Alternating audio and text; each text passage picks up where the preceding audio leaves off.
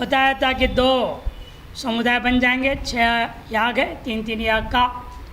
एतेभ्य प्रकृतेभ्य षड्भ्यः आग्नेयादिभ्य विद्वद्वाक्य विहितस्य कर्मणो अन्यत्वे सति पूर्वाधिकरण न्यायेन विधिअभ्यास उपपद्यते।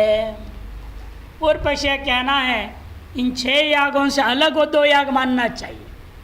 विद्वत वाक्य मैंने यहाँ के जो विषय वाक्य था ना शुरू में जो लिया था, यह एवं विद्वान पौर्णमासीं यजते, एवं विद्वान अमावास्याम यजते, इन 2 वाक्यों का नाम विद्वत वाक्य। इस विद्वान शब्द आया हुआ है वाक्य में, इस वाक्य का नाम विद्वत वाक्य। इनमें भी यजते यजते विधि आया हुआ है। पूर्वाधिकरण के अनुसार यहाँ पर भी क्या कहूँगा, अभ्यासात कर्म भेद मानो। इन दोनों को भी उन 6 से अलग पृथक कर्म मानना चाहिए। एतेभ्य प्रकृतेभ्य षड्भ्यः आग्नेयादिभ्यो विद्वद वाक्य विहित जो कर्म है वह अन्यत्वे, अन्य सति पूर्वाधिकरण न्याय न, पूर्वाधिकरण के न्याय के आधार पर विधि का अभ्यास करना उपपन्न हो जाता है, उचित हो जाता है। यदि कहो भाई द्रव्य देवता है नहीं, न च कर्मांतर द्रव्य देवतायोर अभाव, द्रव्य देवतायोर अभाव। यदि कर्मांतर मानूंगा, द्रव्य और देवता है नहीं यहाँ अलग, कर्म के लिए स्वरूप ही है। क्या है? द्रव्य और देवता। याग से 2 रूपे द्रव्यम देवता च नियम है। तो नहीं, द्रव्य तो मिल जाएगा, देवता भी है यहाँ। द्रव्याज्य सद्भावात, द्रव्य तो उपलब्ध है, क्योंकि ये ध्रुवा नाम का पात्र होता है, उपभृत पात्र होता है, अलग अलग पात्र होते हैं जिसमें घी रखा जाता है। ध्रुवा नाम का पात्र होता है, पात्र में जो घी होता है वो कहा गया सकल यागों के लिए है। अतः जिस याग में कोई द्रव्य नहीं है, अध्रुवा पास से घी ले लिया जाएगा, अतः द्रव्य तो प्राप्त हो जाएगा। से द्रव्य रहित कोई याग रहेगा ही नहीं, और कोई द्रव्य विहित न हो तो ध्रुवा पात्र घी को इस्तेमाल किया जा सकता है। उसे कहते हैं द्रव्य आज्यम सद्भाव। ध्रुव मान ध्रुव पात्र में विद्यमान जो आज्य, उसको ध्रुवाज्य कहते हैं, ध्रुवाज्य सद्भावात्। अतएव उक्तम, इसलिए कहा भी है ध्रुवम साधारणम द्रव्यम देवता मांत्रवर्णिकी रूपवंतौ ततो यागौ विधीयेते पृथक्तया इति। इसलिए द्रव्य देवता दोनों है, कहा है वार्तिक कारण है। ध्रुवम साधारणम द्रव्यम, ध्रुवा पात्र विद्यमान घी सर्वसाधारण द्रव्य, सर्व यागों के उपयोगी। और देवता कहाँ से मिलेगा इस याग के लिए? मंत्र वर्ण में है, कहता है। इस प्रकार से रूपवंतौ ततो यागौ, ये दोनों याग जो है रूपवान हो गए। रूपवंतौ ततो यागौ विधीयेते पृथक्तया, इसे दोनों को उन 6 यागों से पृथक करके अलग 2 याग का विधि माननी चाहिए। और ध्रुव आज क्या है वही समझा रहे।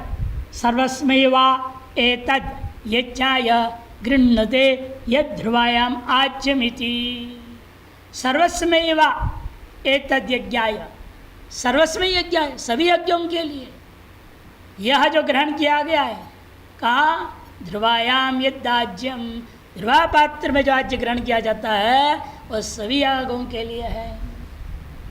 अतः हमारे विद्वत वाक्य में भी यागों के लिए भी वो आज्य प्राप्त हो गए द्रव्य रूपेण।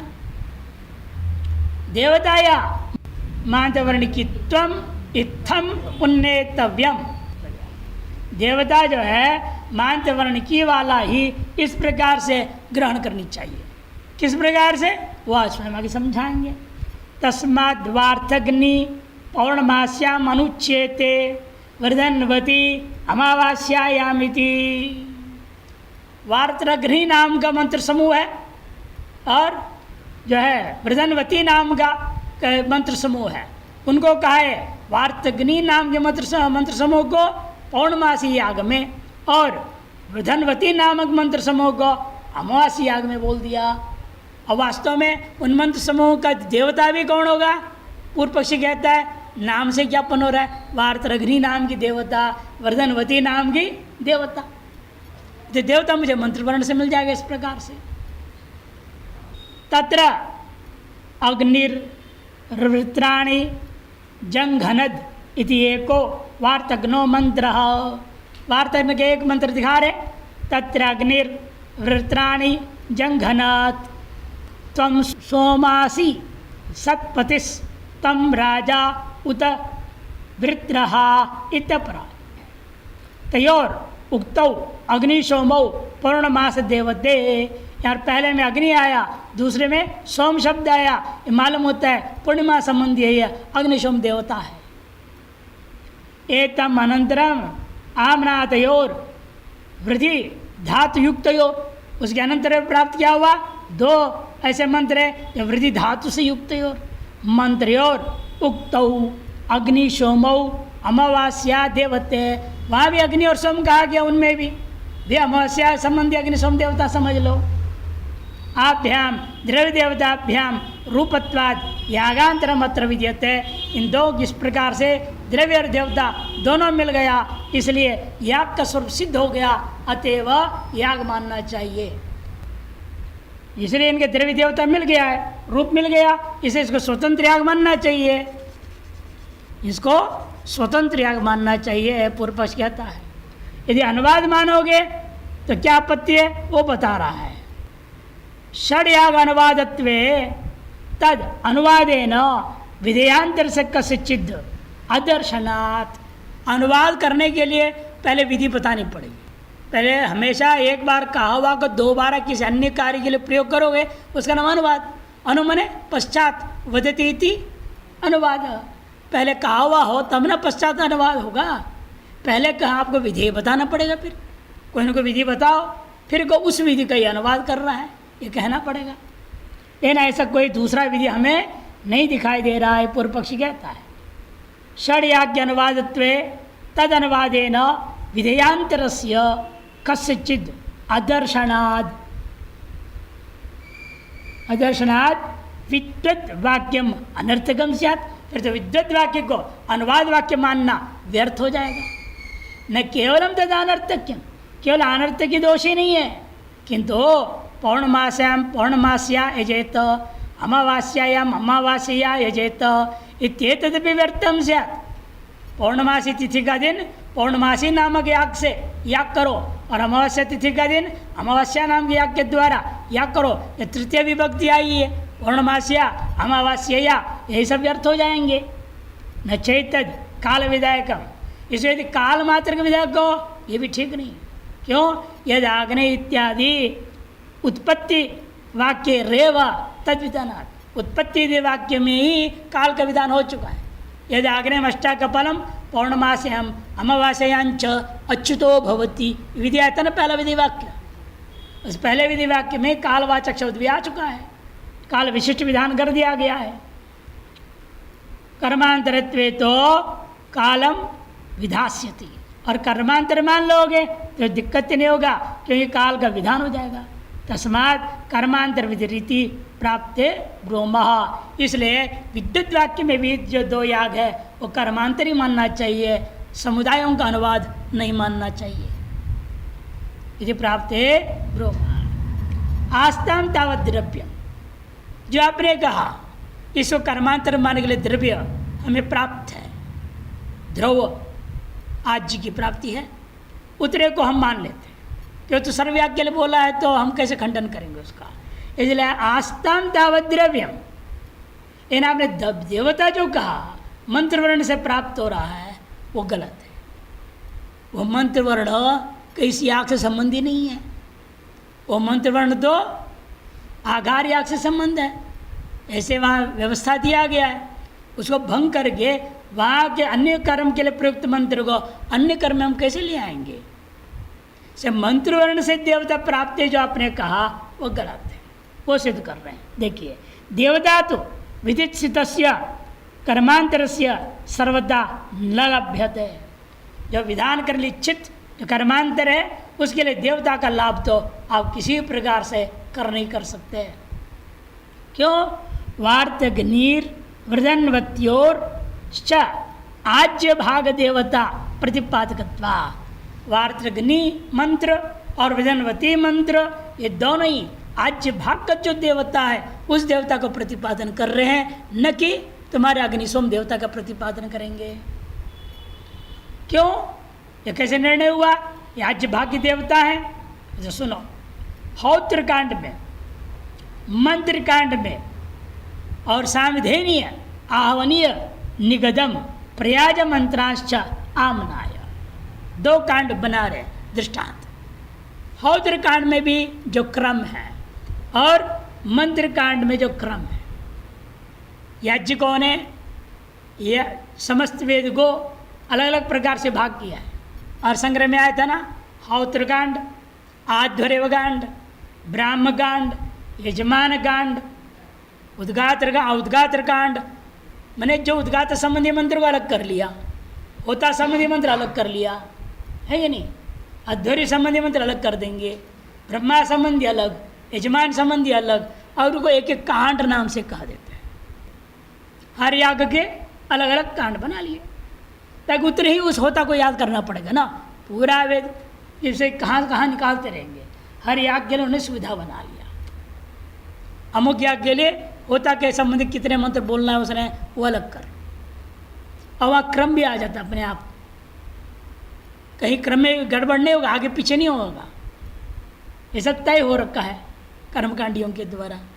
वहाँ देखिए हौत्रकांड और मंत्रकांड में जो क्रम है वह ज्ञापन कर देता है कौन सा मंत्र का संबंध किसके साथ होगा। यानी किसी को भी किसी के साथ कर लो और काम चला लो, ऐसा नहीं होगा। इसलिए कहते देखो हौत्रकांड में और मंत्रकांड में पहले क्या आया है? पहले सामधेनी मंत्रों को दिया, फिर आवाहन का निगत दे दिया, फिर प्रयाज मंत्रों को दिया, उसको पाठ करके आमनाय प्रयाज अनंतर भाविनोर आज्य भागयो, प्रयाज के अनंतर भावी जो आज्य भाग नामक कर्म होना है उनको क्रमेण वार्तग्नि वृदन्वत्यो च आमनाते। आज भाग 2 हैं, उनके लिए क्रमेण वार्तग्नि और वृदन्वती नाम के मंत्र कांड में मंत्र पाठ हुआ है। इसलिए प्रयोगानुसारेण क्रम निर्णय पूर्वक कांड विभाग किया गया है। जो वहाँ भी आप देखेंगे पौर्णमास याग से कोई संबंध नहीं है इस वार्तग्नि और वृदन्वती मंत्रों का। उसका संबंध कहाँ दिख रहा है? हमें आज भाग के साथ उसका क्रम पे बैठ रहा है। ठीक, ततो लिंग क्रमाभ्याम, लिंग प्रमाण और क्रम मन स्थानंच क्रम कहा था ना, क्रम प्रमाण, इन 2 प्रमाणों के द्वारा आज भाग विषयत्व अवगम्यते। आज भाग का ही विषय संबंधी है कौन? आपके वार्तग्नि और वृदन्वती मंत्रों के बारे में निश्चय होता है। यत्तु वार्तग्नि पौर्णमास्यम इत्यादि वाक्यम, तो ये भी तो संबंध मालूम हो रहा है। वहाँ पौर्णमास्याम अमावास्यायाम ये जो कहा गया इत्यादि वाक्यम तो तद लिंग क्रम क्लृप्तयोर आज भाग अंगयोर मंत्र युगलयो कालद्वये व्यवस्था माचष्टे। केवल वो क्या कर रहे हैं?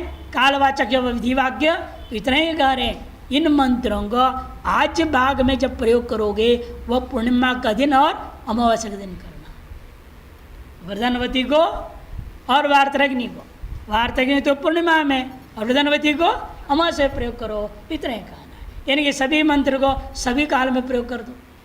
आज भाग ये पूर्णिमा में भी आज भाग होगा, अमावस्या के दिन भी पहले आज भाग होगा। आज भाग याग में कौन से मंत्र पूर्णिमा प्रयोग करना उन्होंने नहीं दिया, इतना ही वहाँ पर हुआ है। न तो नूतन कर्मांगताम तयोर विदधाति, उन वाक्यों के द्वारा कोई नया कर्म का अंग का विधान वहाँ नहीं किया गया। अतो रूप राहित्याद, इसलिए देवता नहीं मिला। अतः रूप रहित होने से विद्युत वाक्यों में कर्मांतर विधि नहीं माना जाएगा। अतो रूप राहित्याद विद्युत वाक्यम कर्मांतर विधायकम न भवती, कर्मांतर विधायक नहीं हो सकता। किन तरी फिर वाक्यों का अर्थ क्या वर्ग?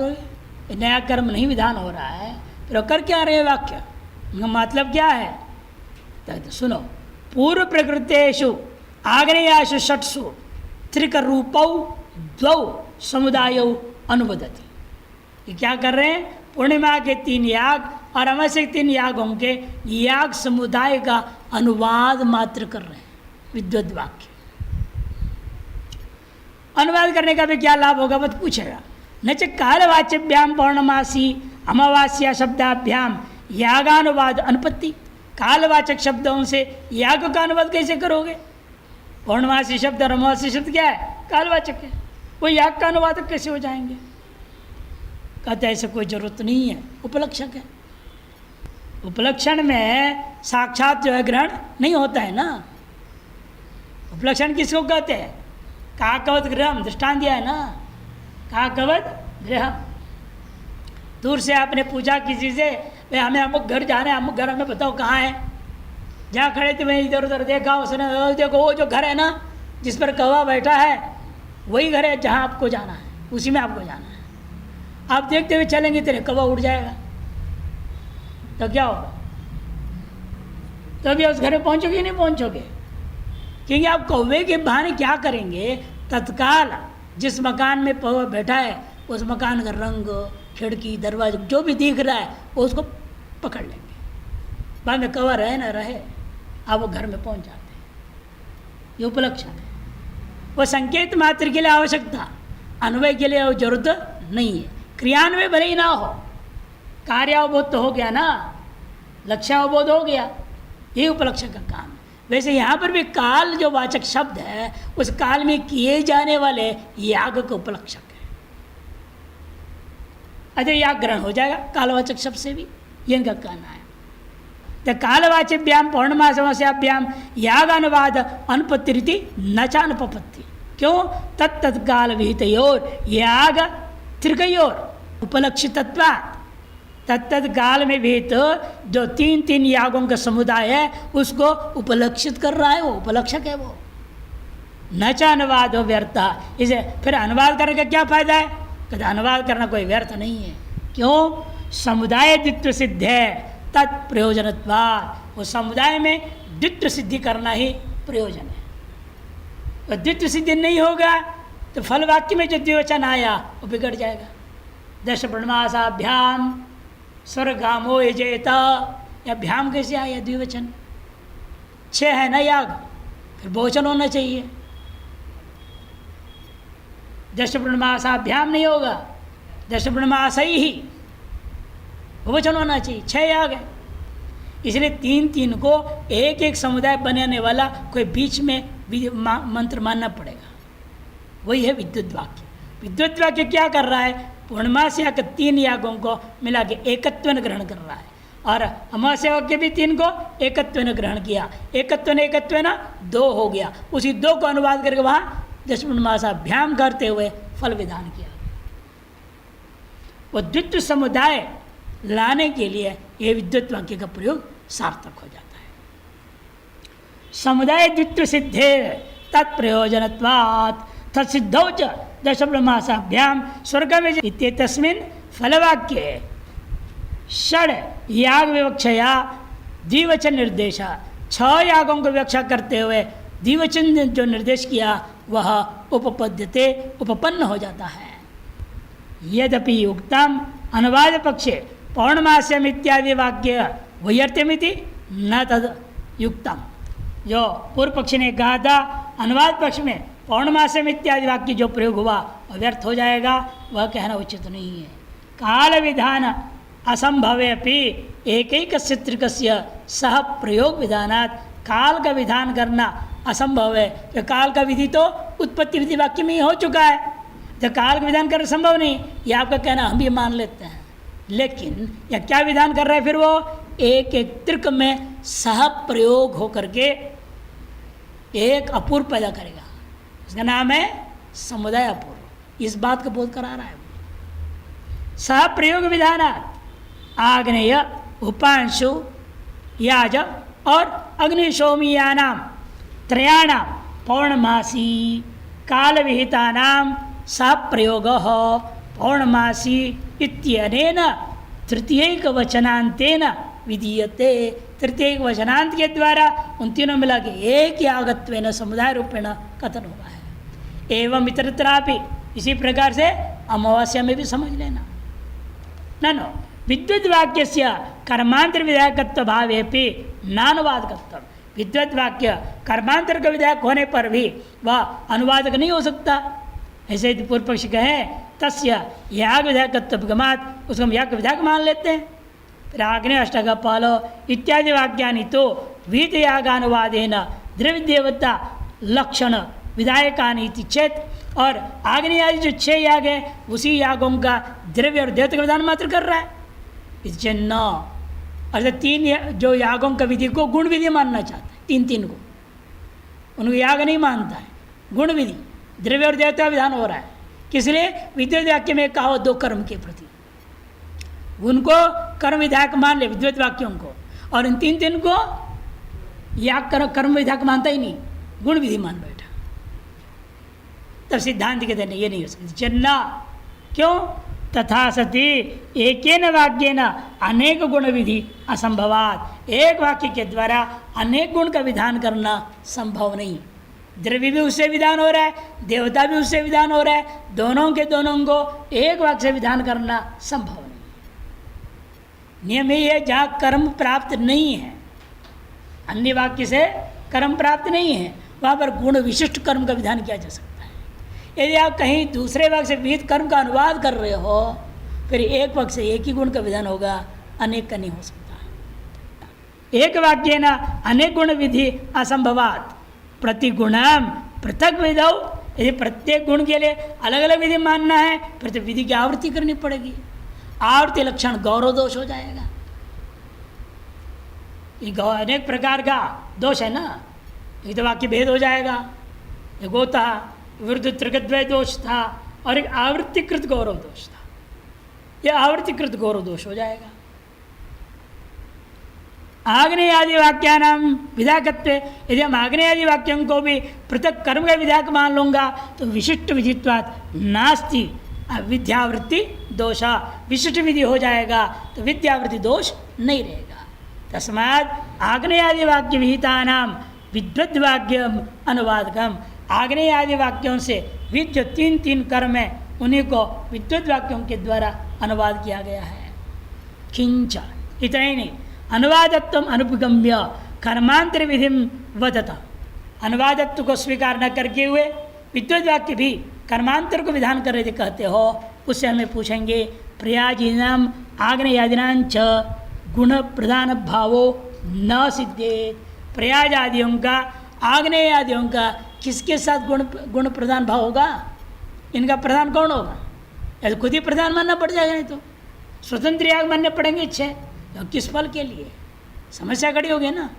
स्वतंत्र याग कहोगे उनका फल विधि नहीं है, दूसरे का गुण कहने के लिए आप दूसरे का विधि नहीं मान रहे हो। इसे तथा ही समिदो यजति आघारम आघारेति इत्यादि कालयोग रहता। बिना पौर्णमास से शब्दों के बिना काल का योग्य रहित केचित विधेय आमनाता कुछ विधियाँ पठित है। और यदि आग्नेय अष्टक पालमास्यंच पौर्णमास्यंच इत्यादि जो है कालयुक्त अपरे कुछ विधियाँ पठित है। अर्थात कुछ विधियाँ कालवाचक से युक्त है, कुछ विधियाँ कालवाचक से रहित है। तेषाम उभयेषा उन सभी का प्रकृतत्वात् दशपौर्णमास सर्ग में चेत इति वाक्येन सर्वेषां बल संबंधो बोधनीय। और सभी वाक्य चाहे कालवाचक हो या कालवाचक न हो, उन सभी यागों के समूह को लेकर के हमें ले जाना किसमें? फल वाक्य के साथ समझ जोड़ना है। दशपौर्णमासाभ्याम स्वर्गमेज के साथ जोड़ना है। विद्वद् वाक्य विहिते 2 कर्मांतरे प्रयाजाद्य आग्नेयाद्य इत्येतेषु द्वित्व असंभवात्। यदि आप कहोगे विद्वद् वाक्य में भी 2 कर्म अलग विधान किया गया, प्रयाज आदि अलग कर्म का विधान किया, आग्नेय आदि अलग विधान किए गए, फिर तो द्वित्व नहीं रह गया, बहुवचन हो जाएगा। द्वित्व संभवात सर्वेशांच बल संबंधे राजसूय गत इष्टि पशु सोमवत सम प्राधान्यात। राजसूयाग में जैसे इष्टियाग होते हैं, सोमयाग होते हैं, पशुयाग होते हैं, उन सब को सम प्रधान वाला मान करके समूह मान जाता है, उसे और यहाँ में मानना पड़ जाएगा। प्रजादि नाम गुण भाव न स्यात्। प्रयाज आदि में जो गुण विधि माना गया वह नहीं रह जाएगा। गुण प्रधान भाव समाप्त हो जाएगा, सब सम प्रधान होने लग जाएंगे, ये आपत्ति है। तद अभावे च अनंगत्वात् सौर्यादि विकृतिषु आग्नेयादि नाम इव अतिदेशो न स्यात्। और यदि इनको प्रधान नहीं मानोगे तद अभावे च अनंगत्वात्, ये किसी का अंग ही नहीं है।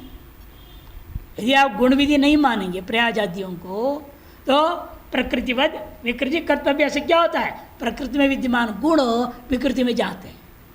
फिर ये प्रयाज आदि सम प्रधान कोटि में ले जाओगे, गुण विधि नहीं रहेगा तो विकृति आप जो सौर्याग आदियों में प्रयाज जाएगा ही नहीं, यह आपत्ति है। अनेक अंग जा नहीं पाएंगे कि दशपूर्णमास से विकृति है सौर्याग, और दशपूर्णमास में जो गुण विधियाँ हैं वे जाएंगे सौर्याग में, विकृति याग में।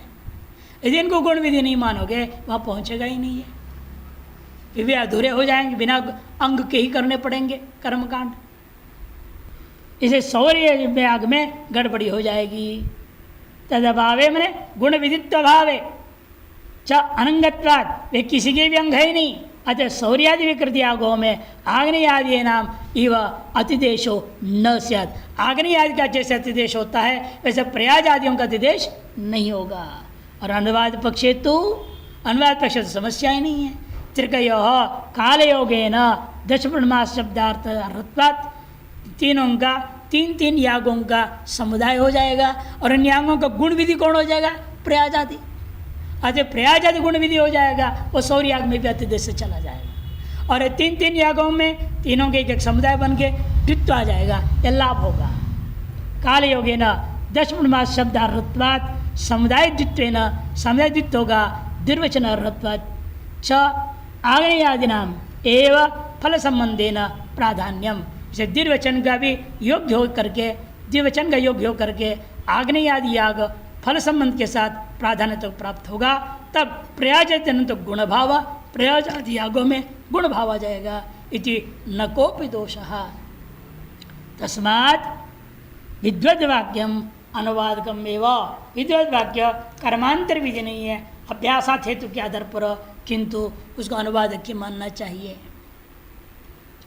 अब आता है उपांश याजाधिकरण पर विचार। उपांश याजाधिकरण नाम का चौथा अधिकरण आरंभ होता है। उपांश याजम इत्येषो अनुवादो वत्राथवा विधि विष्णुवादिवाक्ये विस्पष्ट विजयरस्यानुवादता जामित्वोक्तेरंतराल उपांशु गुण के विधौ सत्यर्थवादो विष्णुवादिस् तद्रूपम ध्रुव मंत्रतः।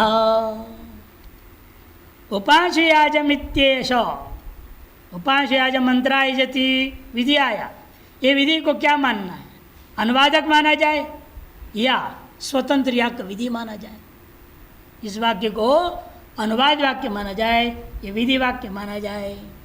पूर्व पक्ष कहता है विष्णुवादी वाक्यों में विस्पष्ट विधि होने के कारण से इन वाक्यों को अनुवाद मानो, अनुवाद था। सिद्धांत कह रहे नहीं, जामित्वोक्तेर अंतराल है, हमेशा यागों के अंतराल में जामिता आ सकती है, आलस्य जम भई वगैरह आ सकता है। उस दोष का निवारण करने के लिए बीच में खाली ना बैठो, किंतु एक नया याग करने बोल दो, उपांश याग कर दो। अग्नि याग होगा, अग्निशोम याग, फिर पौर्णाश याग होनी है। दो यागों के बीच में अंतराल में क्या करना, उपांशु नामक याग कर दो। अजामित्वाय बोला है वहाँ पर, अजामित्वाय, जामिता का निवारण करने के लिए फल भी बताया।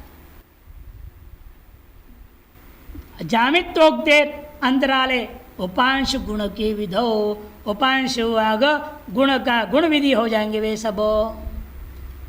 सत्य अर्थवादो विष्णुवादि ही, यह निश्चय होने पर विधि निश्चय हुआ तो इस विधि के लिए कोई अर्थवाद भी चाहिए। जो वाक्य तुम अलग स्वतंत्र विधि कर रहे हो वो सब वाक्य अर्थवाद हो जाएंगे। तो फिर इस याग का रूप क्या होगा, तद्रूपम ध्रुव मंत्रतः। जब पूर्व में कहा पूर्व पक्ष में या सिद्धांत में आ गया, ध्रुवाच्य वो द्रव्य हो जाएगा, और मंत्र वर्ण विद्यमान जो देवता वो यहाँ देवता बन जाएगा। किसके लिए, उपांश याग के लिए। उसी दशपणमास प्रकरण में बात पठित है। इदम आमनायते जामी वा एतत् यज्ञस्य क्रियते। यज्ञ का यह जो है जामी बड़ा नुकसान कर देता है, दोष पैदा कर देता है। आलस्य, जम्बे करना, ये सब क्या है? दोष है यज्ञ का, बीच में नहीं आना चाहिए। वो आता है फिर प्रायश्चित कुछ नहीं करनी पड़ेगी, आचमन भी करने का विधान है। तो इसीलिए वो दोष दूर कैसे हो? आवे ही ना दोष, कोई उपाय करो ऐसे, आलस न होवे ही ना बीच में। आदमी लगातार लगा रहेगा ना, आलस नहीं होता है। थोड़ा से बगल बैठ गया, चला जाए। कहानियाँ सुनाते हैं, अध्वर्यु कहानी सुनाते बड़े यागों में। जहाँ बड़े याग नहीं, छोटा है तो दशमन में से छोटा से याग है, वहाँ से पूर्णिमा के दिन किया जाने वाला। उस तरह के उपांश याग कर दो बीच में। उपांश याग करने से जामिता दूर हो जाएगी। उपांश याज मित्येवो इचेशो अनुवादो अत्र अथवा विधि। तब से विष्णुवादि वाक्य में विस्पष्ट विधि होने के नाते इसको अनुवाद तो मान लिया जाए, सिद्धांत नहीं। जामित्वोक्ते रंध्राले उपांशु गुण के विधौ सती अर्थवाद। यह विधि और विधौ सती, विधि निश्चय हो गया। ये जो वाक्य है जिसको वो विधि कह रहा था पूर्व पक्ष, उसको तो क्या मानना है? अर्थवाद मान लो। और इस याग का रूप कहाँ से मिलेगा? ध्रुव वाज्य ले लो और मंत्र वर्ण से देवता ले लो। इदम आमनायते जामी वा एतत् यज्ञस्य क्रियते यद अन्वंचौ पुरुषौ उपास्याज मंत्राय जति।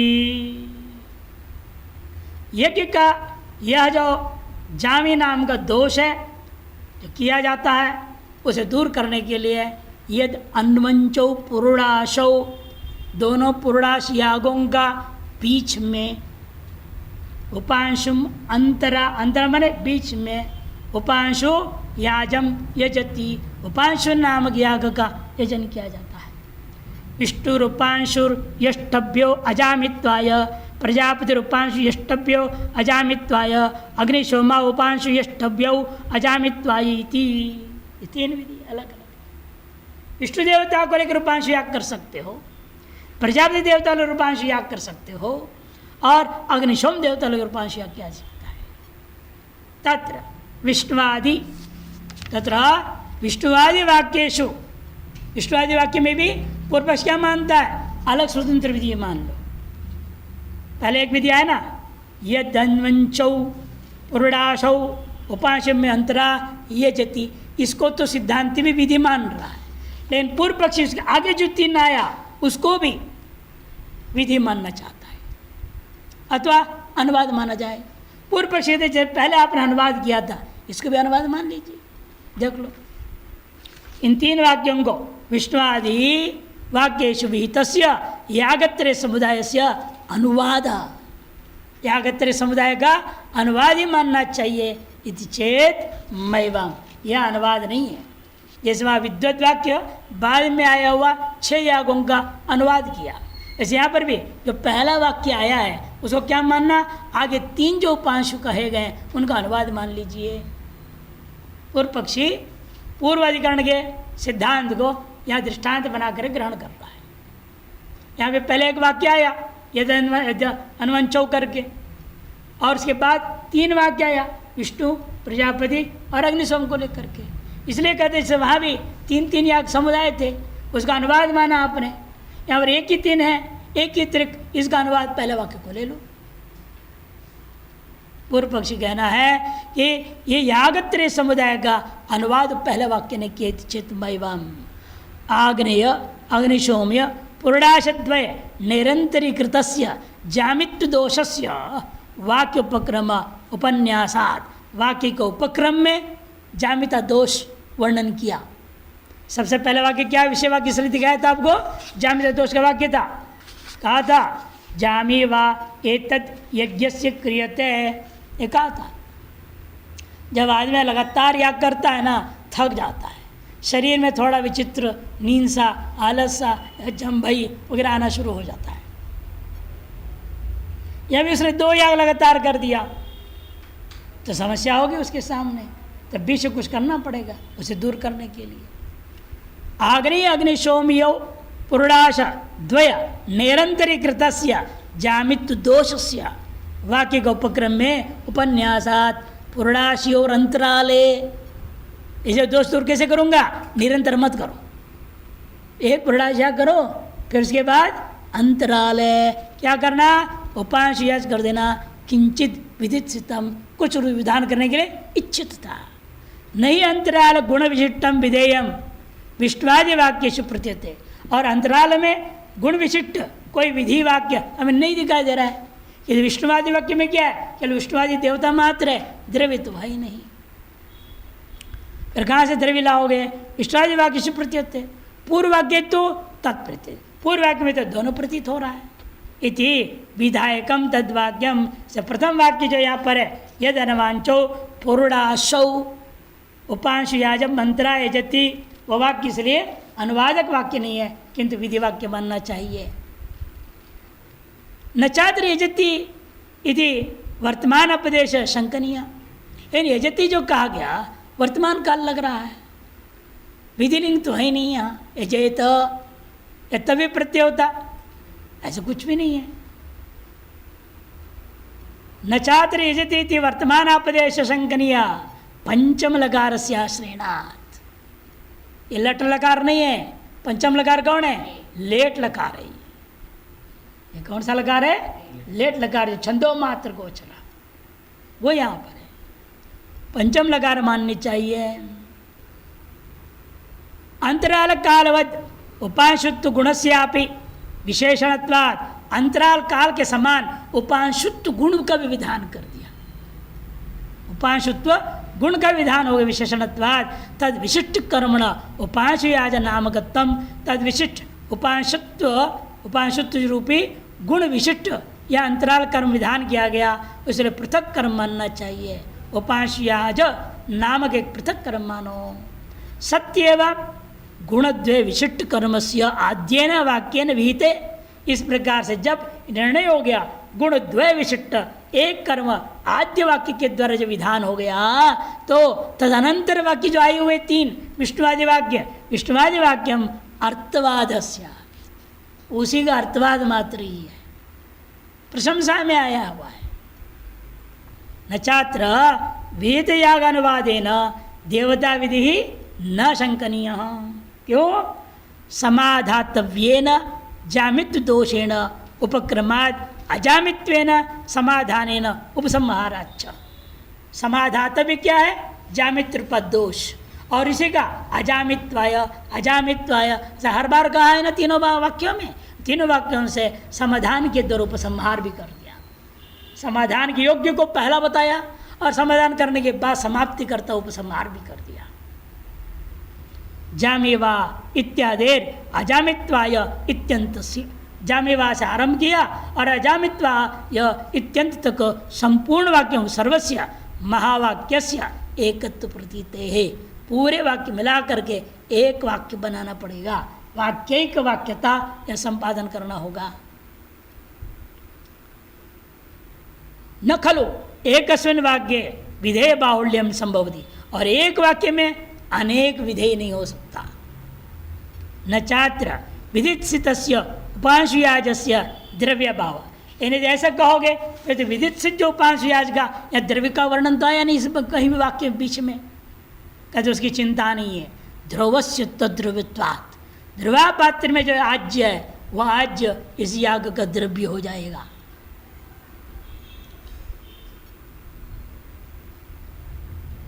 ना भी देवता या भाव, देवता का भाव भी नहीं बोलना आप।